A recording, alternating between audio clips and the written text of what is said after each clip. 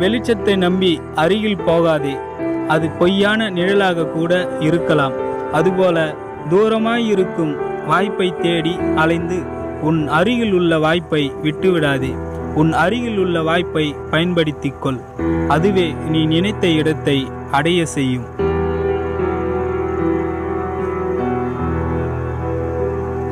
எண்ணற்ற கனவுகளோடு சுற்றித் திரிந்து கொண்டே இருக்கிறோம்.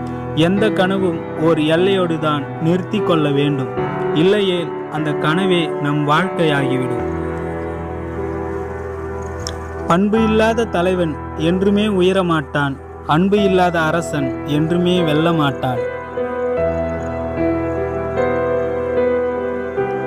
படிப்பறிவு என்பது உன்னை பதப்படுத்தி கொள்வதற்கு தானே தவிர உன்னை முழுவதும் தயார் செய்து விடாது. அனுபவத்தால் மட்டுமே உன்னை முழுமைப்படுத்தி கொள்ள முடியும்.